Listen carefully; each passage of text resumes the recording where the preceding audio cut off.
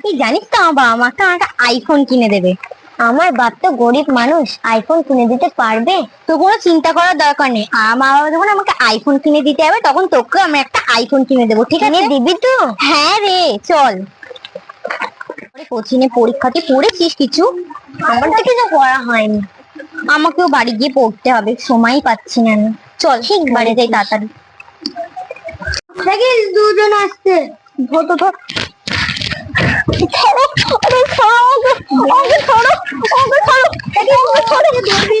এইটাই তো আসল পাখি, ওইটা ধরে কি করবি?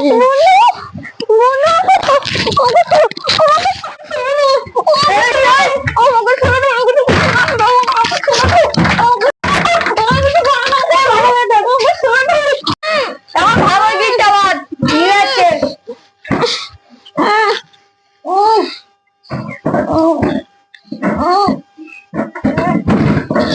ছাড়ো, আমাকে ছাড়ো, আমাকে ছাড়ো। টেপটা হলো। তোর বাপের না খুব অহংকার, তোর পয়সা আয় করতে হয় আমি ঠিক জানি। পানি পানি পানি খাবি? পানি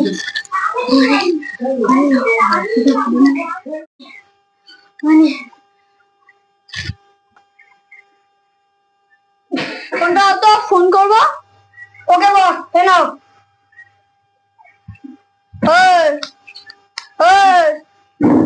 ফোন নাম্বার বল।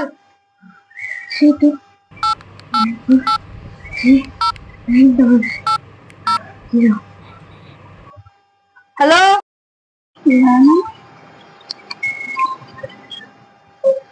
হ্যালো, হ্যাঁ কে?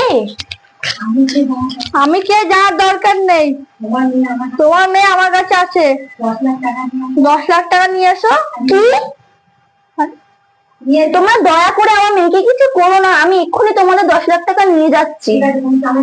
ঠিক আছে, কোনো চালাকি করবে না। ঠিক আছে, শুধু তোমাদের কাছে একটাই অনুরোধ, আমার মেয়েকে কিছু করবে না, আমি তোমাদের 10 লাখ টাকা এক্ষুনি হাজির করছি। ঠিক আছে।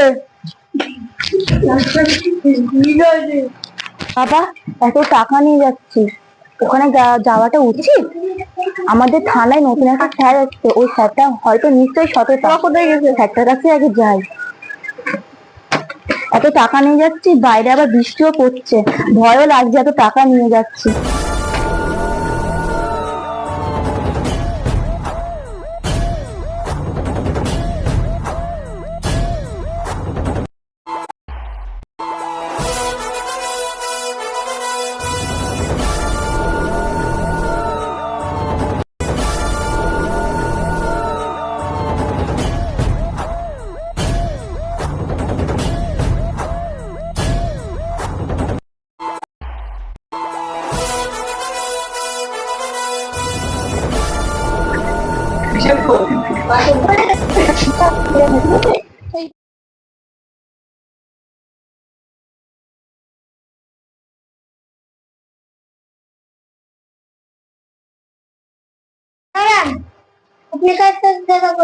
আমাদের থানায় যে বড় বাবু এসছে নতুন, ওনার সাথে আমার কথা আছে একটু।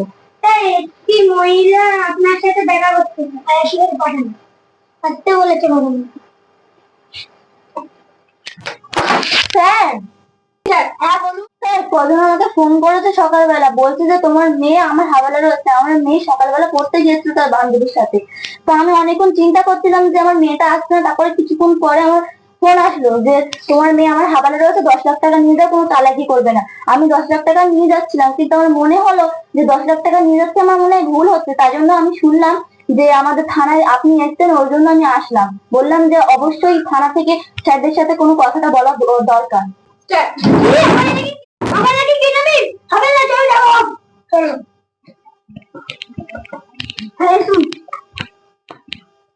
লোকেশনটা তো চাওয়া হয়নি। হ্যালো, হ্যাঁ বলুন। আপনারা তো লোকেশনটা পাঠাননি, আমি তো একটা পুকুর ধারের পাশে দাঁড়িয়ে আছি। ঠিক আছে, আমি লোক পাঠাচ্ছি। ঠিক আছে, বলেছে যে পুকুর ধারে এখানে দাঁড়াতে ওরা লোক পাঠাচ্ছে। যা, আমি লাস্টে আসছি। আপনি চলে এসছেন? হ্যাঁ, এই দিন। ঠিক আছে। আরে টাকা যাবি কোথায়? চল তোদের এলাকায় নিচে চল। টাকা দিয়ে আমার টাকা নিচ্ছে। চল চল কেন এখন চল। আচ্ছা নিচ্ছে চল। আপনি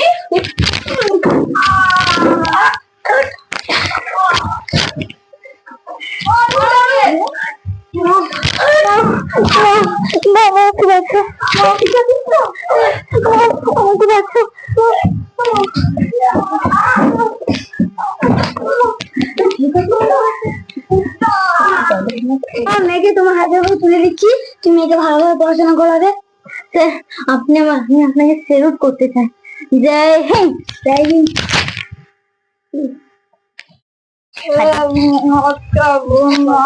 ফের মদ খেয়েছে। বল তুই ফের মদ খেয়ে এসেছিস? যা, তোর ভাত আমি খুলবো না, যা তুই চলে যা। যা মদ খাইছি নাকি? তুই আমার বাবাকে নিয়ে কথা বললি? হ্যাঁ, তুই আমার বাবাকে নিয়ে কথা বললি? তোর কিছু বল। মারছে কেন? মারছে কেন? বেটা, আমি আমার ছেলেকে নিয়ে চলে যাবো। কোথায় যাবি তুই?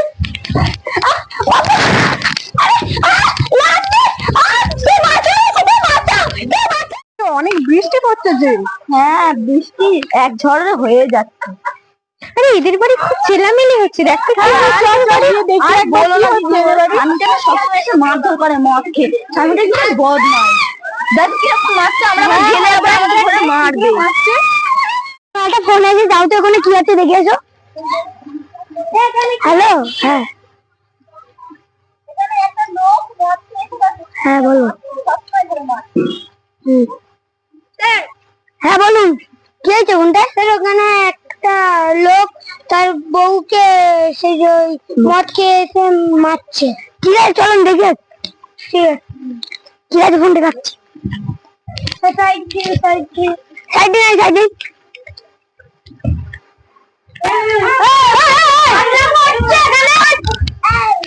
মদকে বদলে মারছে।